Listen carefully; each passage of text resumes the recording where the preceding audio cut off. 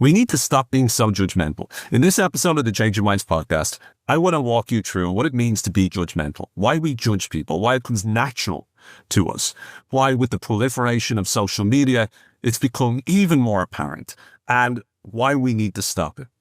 The most important challenges that we face in the modern day include polarization. And that polarization is dividing us, but that polarization isn't happening just because we disagree with people. It's because we judge them for not believing the same things as we do. In this episode, I want to explore and explain exactly what we can do to be able to heal this divide and what we can do to become less judgmental, not just of other people, but also of ourselves. This one is going to be one of the most important episodes I've recorded in a while. I really hope you find it useful. Hello and welcome to another episode of the Change Your Minds podcast. My name is Al Fitzpatrick. And today we're going to talk about being judgmental. Now, if you're sitting there in your pajamas listening to this episode, you might not be in your pajamas. You could be listening to the episode while you're exercising in the gym, or you could be watching it anywhere, wherever you're watching it or listening to us. You may well be judging me and saying, who are you to tell me to stop being judgmental? Look at you, for goodness sake. And if you are doing that, that is the process of being judgmental. You are judging me. Right now, there's obviously judges in a court of law that judge you and tell you whether or not you are guilty or innocent. And in many ways, this notion of being judgmental starts to feel like they are accusing you of being guilty of some sort of negative quality. And over the last 20 years or so, it's so much easier to jump online and go on your keyboard and say like mean things, and that's what trolls do, and negatively attack other people. Or even if you're not trolling, if you genuinely expressing your discontent with public figures or even with other private figures that are communicating, it's very easy for you to judge them. And the problem with judging someone else is that we rarely judge them just on a behavior.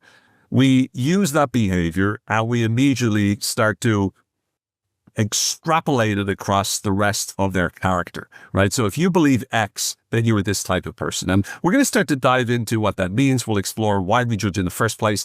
And we'll also talk about some of the techniques that could really help you to become less judgmental. This is something that I've worked a lot on because, once again, I found that it's one of the qualities that I had that I didn't like about myself. And for many years, I've worked very hard on being less and less judgmental. It doesn't mean I don't slip every now and then, but it does mean that I'm significantly less judgmental than I might otherwise be if I didn't apply what it is that I'm talking about. And again, if you think anything negative about me, you're being judgmental. So you should just be positive about me the whole way through. And you should know this is a great episode just because that means you're being less judgmental straight away. So kind of for me at least, it's a win-win.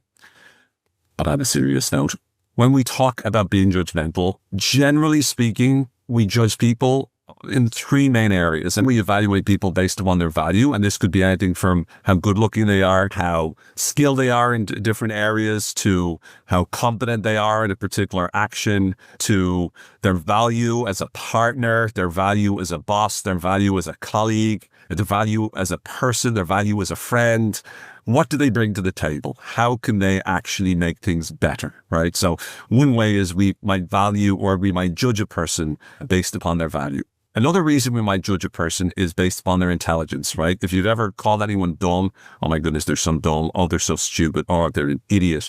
Oh, they're so thick.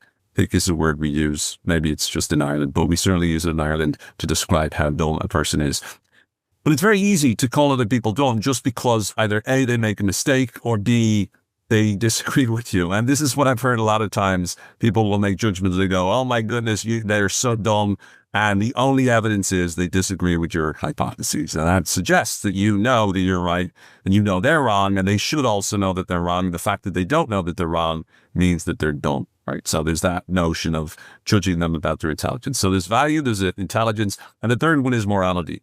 You're a bad person. This is where virtue signaling comes in, right? Whenever you talk about how awful it is that such and such a person is doing such and such a thing, you're telling the world, look how virtuous I am, look how good I am, look how nice a person I am. Now, I'm not equating this to having a problem with real violence or real death or real, genocide or murder or any of that sort of stuff. If someone is engaging in those kind of activities and you come out and you go, look, this is wrong, not sure what difference or impact it's going to make, but you never know, especially when celebrities get in. That can influence a lot of people. Maybe it can influence public opinion. Maybe that can make a difference. So once again, there is a time to use social media for social justice, for human reasons, to be able to get people behind your ideas, right? It's useful sometimes, but so often it's not used mainly for those purposes. It's used to be able to make sure that everyone knows what inverted commas side you're on. And so it's critical for us to recognize that when we judge people for their morality, oftentimes we're doing so to let other people know about our standards or our morals, right? We want other people to know how good we are. And we're constantly trying to show how good we are. And in many ways, if you look at intelligence and value, it's the exact same thing. So if you judge someone for their value, the fact that you're judging them kind of implies and presupposes that you're a valuable person, because if you get to judge someone else's value, it kind of suggests that you already are valuable. If you're able to judge someone else's intelligence, it suggests that you must be intelligent, because to judge other people's intelligence, you should be smart. And then to judge someone else's morality, you should have no moral conundrums whatsoever. You should be very morally clean. You should always be doing the right thing. Of course, we know that in many cases, we're not. We can be quite hypocritical in terms of our behavior, and we fall victim to what is known as the fundamental attribution error. So the fundamental attribution error is from the area of psychology, and in a nutshell, it means like if I do badly in a test, it's because the test was unnecessarily difficult. If you do badly in the test, then it's because you didn't study. We tend to judge other people on different standards to ourselves in this context. So what we want to do is recognize that we tend to judge people for their value, for their intelligence, for their morality. And more often than not, when we do it, a big part of the intention behind why we do it is actually to let the world know how smart we are. We are not, hired as the judges of other people's intelligence or morality or values, right? Oftentimes, we're just doing it because it makes us feel good about ourselves, to let the world know, look how great we are. And if we're not like them, then this is who we're like. But sometimes we might not necessarily see us as, I want to judge them to let people know how great I am. It might also be, I want to judge this person to let people know that I'm not like them. So that's a little bit more benevolent, or a little bit less malignant, from the perspective of you're not trying to position yourself as being just, look how amazing I am. It's almost like saying, look, I know this person's doing this thing, but I don't stand by it. I don't agree with it. I'm against it. And in that context, there's slightly more reasoning behind why we are judging other people in that context.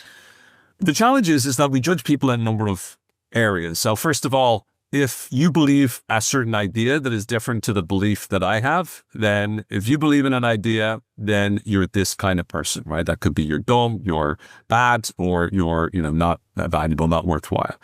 Or if you don't believe in the same idea as I do, then you're this type of person, right? So it's if you believe in this idea, then this makes you this way. If you don't believe in the idea I'm suggesting, that this makes you this way. Could be if you do this action, then you're this type of person. If you don't do this action, then you're this type of person. Or if you get this result, then you're this type of person. And if you don't get this result, then you're this type of person. And it's very easy for us to fall into the habit where we sort of use these as a barometer to dictate what kind of person it is. If you believe this will destine you to this particular type of person. If you take this action, well, then you're this type of person. If you get this result, then you're this type of person. Now, I'm not suggesting for a second that if someone, kills 200 people, then I'm saying you shouldn't judge them for killing 200 people. Maybe they had a good reason to kill. No, they didn't have any good reason to kill 200 people. Right? This person chopped up people and ate them and put the body parts in their fridge and they ate them, right? Don't judge the person like that. No, of course you can judge the person like that. I don't know where I come up with these ideas, forgive me. But the point of it is that we tend to fall into the trap of going, well, because we can't do this in every case, we can't do this in any case. And what I would argue is that the problem isn't in terms of judging people based upon over-the-top behavior, like killing lots of people or, assaulting lots of people or doing horrible things. But in the majority of cases, that's not what we're complaining about. In the majority of cases, we're not judging people based upon a terrifying behavior. Most of the time, we're judging because we don't need to, because everyone kind of understands. Right? You don't need to judge Hitler because the world judges him. He was a psychopath. He was a nut job. He was a very evil piece of crap, right? We can say that.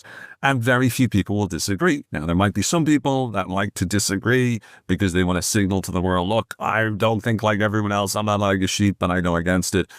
But once again, that's me judging them for the fact that they disagree with me. So we can fall into an insidious trap here. But generally, most people will think of Hitler and they won't need to judge him. Why? Because he's already judged. Right? We kind of implicitly do. And so when we judge, it's almost like we're expressing an opinion about someone that we feel that people need to know. But we need to recognize that just because a person believes different things to us, and this is critical towards healing polarization, just because a person has different beliefs to us doesn't necessarily mean they're a certain kind of person. It doesn't mean they're a bad human being. Now, if they believe that murder is good and they enjoy it, then maybe yes. But in majority of cases, they don't believe that. In majority of cases, we actually have similar beliefs and we differ in terms of our beliefs about how to execute on those particular values. So we believe this is right, this is wrong, but generally we have different qualifications as to what makes a thing right or wrong. And so it's really important for us to recognize that in order for us to be able to heal polarization, in order for us to be able to get past the challenges that we face currently in the modern world, we need to really listen to other people and try to understand them. And the only way to understand other people is to recognize just because they have different beliefs than us does not make them a worse person. It just means they have different beliefs. And they are at the mercy of the information and education and propaganda and whatever it is that they've consumed over the course of their life, their relationships. They're the product of everything that they've inputted. And if you if you eat a lot of junk food, then you don't expect your body to be super healthy as a result. And similarly, if you take in a lot of information, that will influence the mentality that you have in that context. But once again, even talking about junk food suggests that the other person is the one who's taking the junk food, but we're all guilty of it. What we have to do is recognize just because they believe different to us doesn't make it so that they're a bad person. If a person acts in a certain way, all right, let's say, for example, they do something bad in the relationship, like they cheat on their partner. While that might mean that they're not necessarily someone that you might want to get into a relationship with, that doesn't necessarily mean A, that they're a bad person in every context, or B, that they're never going to be a good partner, or even C, that they're not a good partner in other ways. Now, again, I'm not suggesting that you should necessarily, I'm not talking even about forgiving people for doing things like that. I'm simply saying that we need to look at the behaviors and separate them from the person. Now, if all of their behaviors and consistently through time, all of their behaviors all point in a particular direction, well, of course, we could extrapolate from that. But the problem is when we take one behavior and we immediately start to wipe a brush over their entire being. And the problem with that is that we start to, as John Galvin would say, criticize them as opposed to complaining about their behavior. And as long as we do that, it's almost, sometimes it can become like a self-fulfilling prophecy because they can start to become the very person that we are judging them to be. And so when a person takes an action, try to ask yourself the question, is this a consistent action they're taking that is representative of all the actions they're taking? Therefore, I can make a conclusion, at least temporary one, about the pattern in which we expect them to act. Or is this a once-off? Is it indicative? Is it really indicative of who they are? And again, who you are is a multitude of lots of the behaviors you engaged in, the qualities you demonstrated, how you are in good times, how you are in bad times, how you are with people closest to you, how you are with strangers, how you are in a variety of different contexts. And so picking one behavior or one belief or even getting a result, just because you don't get the result, there's a notion, I think it's called outcoming. Annie Juke talks about in her book, Thinking in Bets. And she talks about how so often we judge whether or not a decision was good based on the outcome instead of the process. But this is a mistake. So a good example, I'm not sure if Annie gives this, but it's a great example of if you have a bunch of drinks, right, a bunch of alcohol, and then you decide to drive home, but you get home safely. Does that mean it was a good decision? And if you're outcoming, then you'll say, yeah, it was a good decision because it got the right outcome. But we know intuitively that it's not a good decision because there's so many risks associated with it. And it's very dangerous to do so. Therefore, the process needs to be evaluated. And so if you just judge the result of the person, then once again, you are making it so that you might be judging them based upon something that was more a result of luck than actually a result of anything else. So that's, again, problematic from that perspective. Now, in terms of judging, why we judge, obviously, from an evolutionary standpoint, we have to be able to figure out who do we trust, who can we form a tribe with, who's going to have our back, who can we tell is going to be good in terms of engaging with us and interacting. Are they valuable enough? Are they smart enough? Right? Are they skillful or competent enough? And are they good? Are they a good person? Right? We need to be looking for that in people, which makes sense. But the problem is our brain also has a need for simplicity. So the need for simplicity as well as the need for survival. So with the need for survival first, then we've got the need for simplicity. And this is really about, we like to not use a massive amount of our brain. Our brain typically runs on the principle of efficiency, where it runs on 20 to 25% or so of the calories that we take in. Therefore, it tries to create shortcuts or heuristics, or Danny Kahneman would call this system one thinking. We jump to conclusions on things, and therefore our brain likes to be able to evaluate. You're this type of person. I shouldn't have to evaluate every single behavior you engage in and analytically compute it and stick it into ChatGPT and figure out you're this type of person. I should just be able to use my intuition, and my intuition will often be a generalization based upon a few scant examples where I then put it together and I say, this is this type of person. This is what this type of person is like. It's very black and white type thinking, right? You're either good or you're bad. You're good or evil, right? You're smart or you're dumb. You're valuable or you're useless. Now, well, maybe we get nuanced and we go, okay, in this situation it's good, in this situation it's bad. So for example, with me, I'm pretty clumsy. I'm not necessarily very good with things like style and regards to things like art and stuff like that. But when it comes to language, when it comes to communication, when it comes to psychology, when it comes to persuasion and influence and beliefs, that's my forte. So when it comes to emotional intelligence, you can lean on me. When it comes to style advice, you certainly can't, right? So there's areas where you can go good versus bad, smart versus dumb in those specific areas. But even then, the generalization can sometimes be limiting. And so as well as the need for survival, the need for simplicity, we also have the need for speed. We can be very impatient with people because we want to be able to figure out exactly what's going on quickly. We have been thrown into the environment in the 21st century where whatever it is that you need, you can get very quickly. And it is meant that whatever information you want, you can get it within 5 to 10 seconds. You just type it into one of the apps and it will give you exactly what you need. And so with that comes a natural tendency to be quite impatient. And with this impatience comes along the notion of being impatient with other people. And the more impatient we are with other people, the less time we give them. And the less time we give them, the quicker we are to snap to judgments. And also, the more likely we are to judge them based upon the fact that they can't articulate themselves as quickly as we would want them to.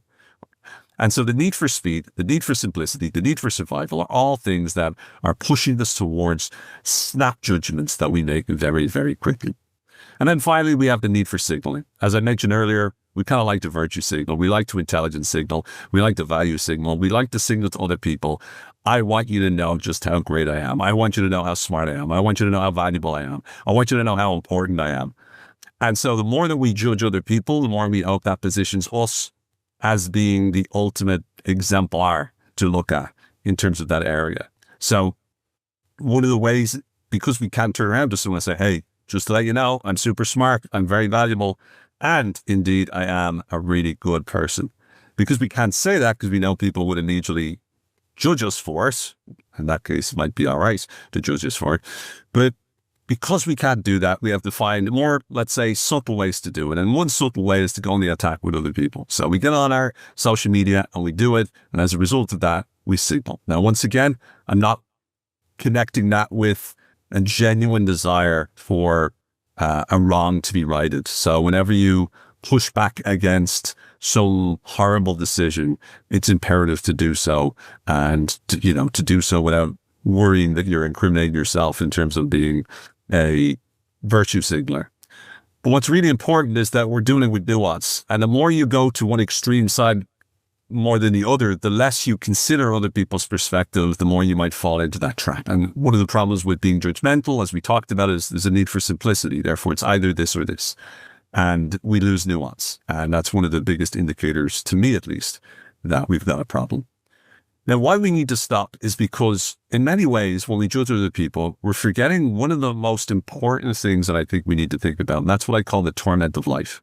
Life is so difficult in many ways. And I know for some people, they will judge me for saying that. And I'll say, oh my goodness, don't be silly. Life is whatever you make it. You just need to stay positive. You need to stay in the present. You just need to do this more, do this more, do this more.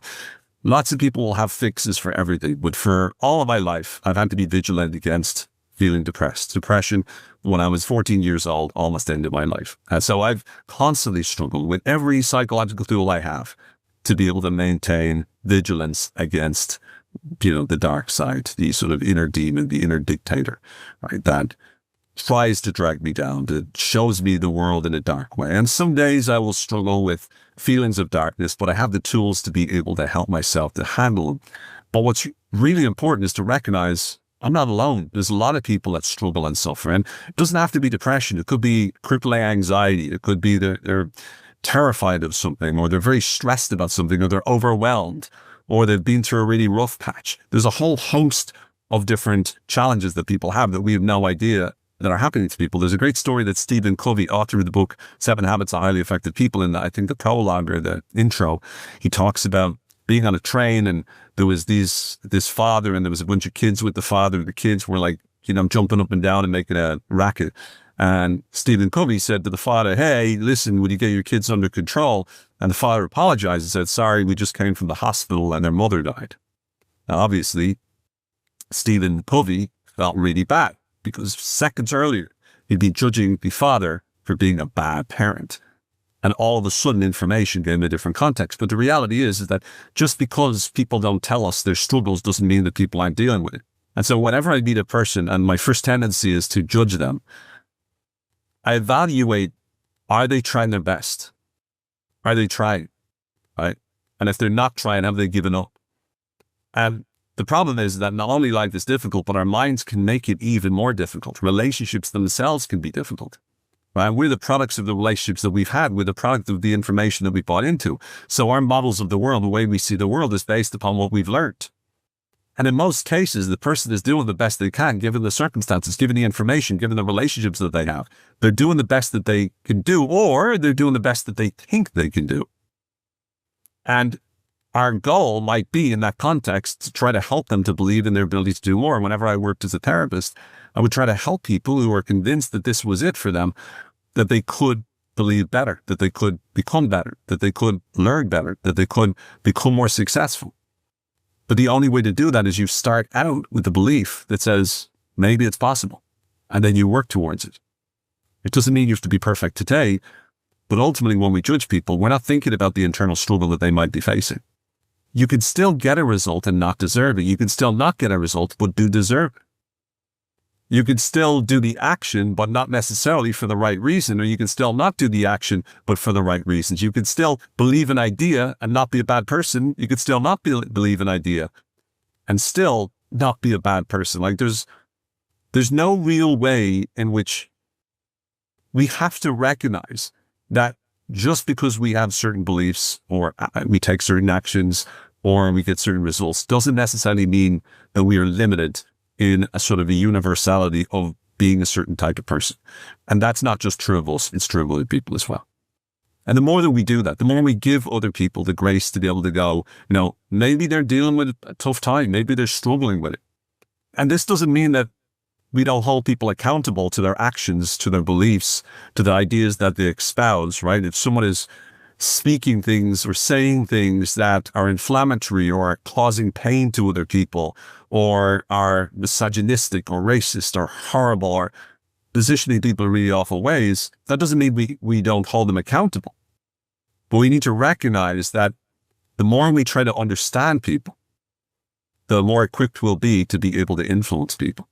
But as long as we just judge them as being dull or immoral or lacking in value or lacking inherent worth, then we stop. We don't try. And if we don't try, we can't connect. If we can't connect, we can't communicate. If we can't communicate, we cannot heal the divide. We cannot get back.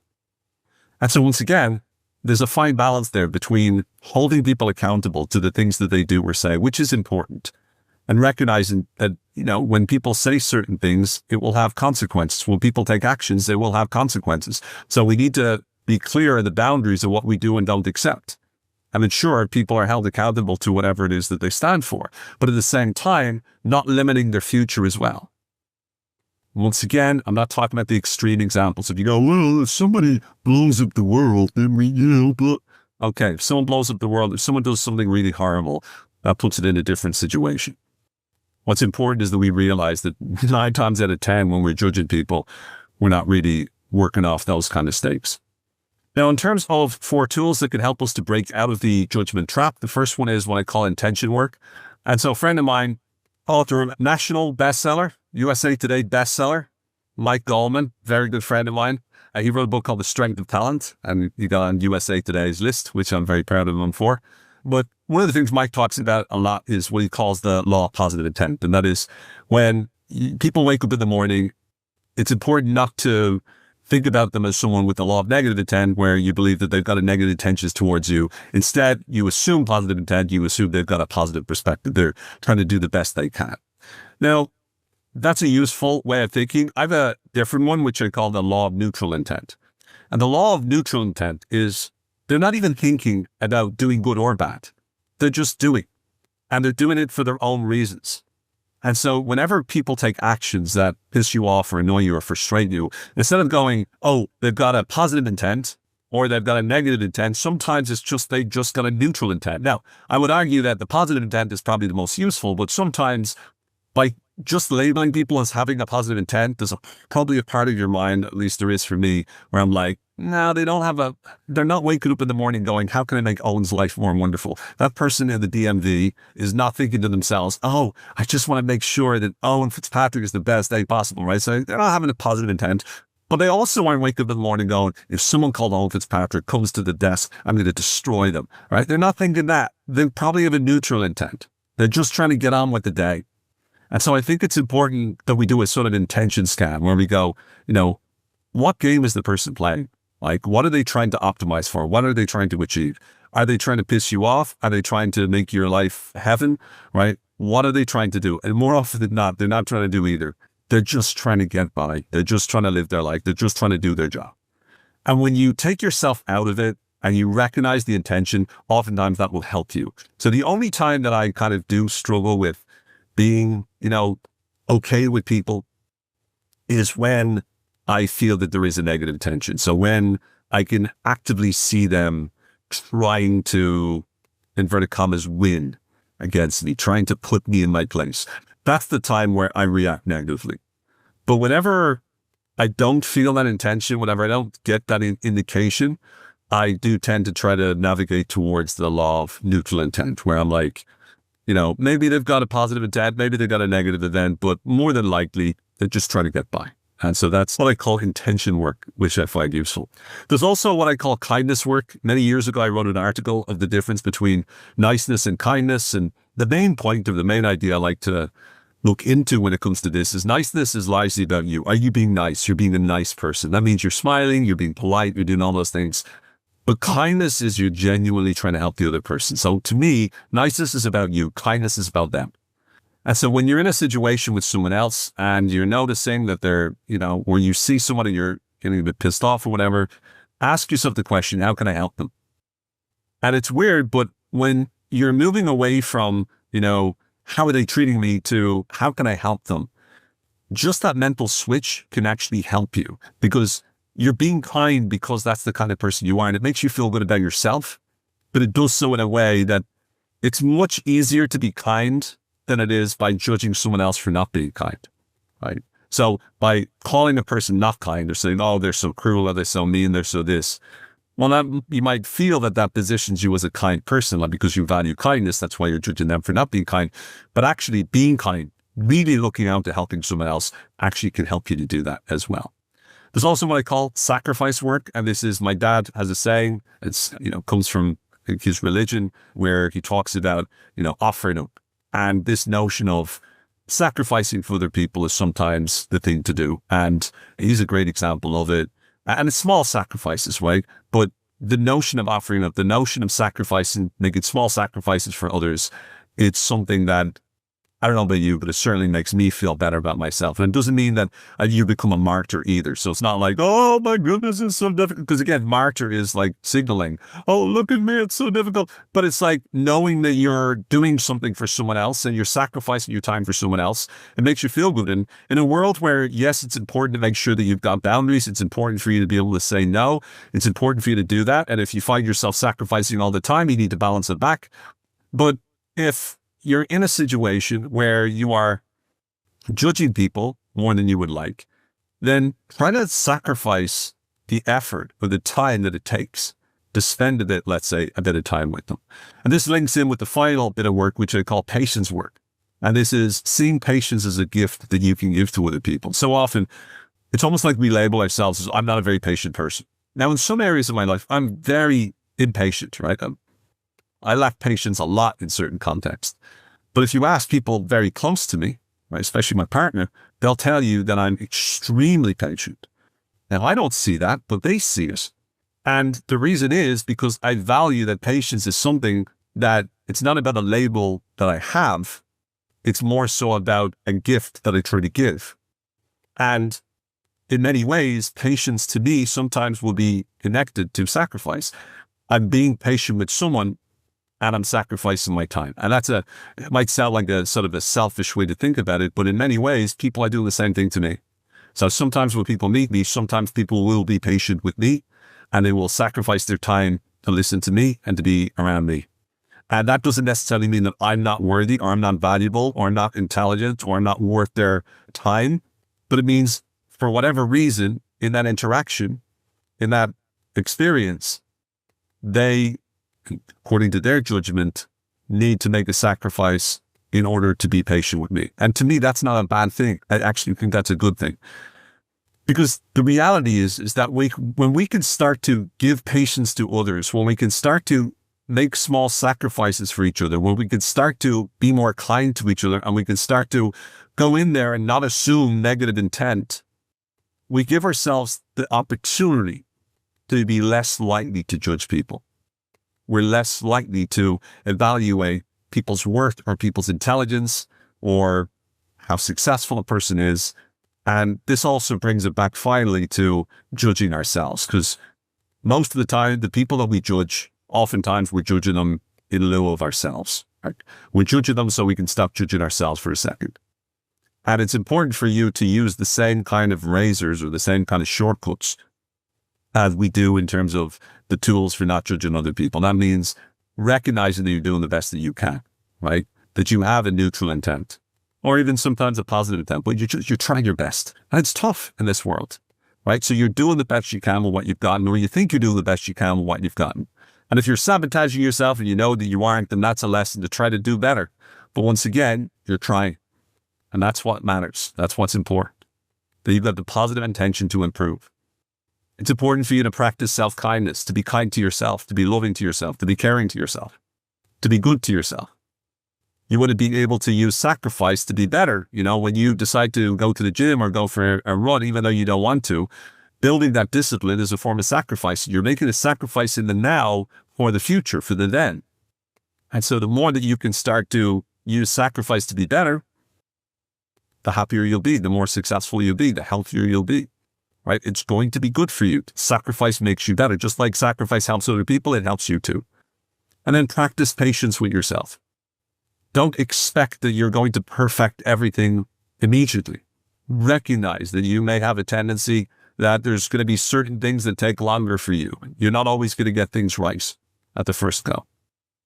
Understand that your thoughts are just thoughts. Your feelings are just feelings. Your beliefs are just beliefs.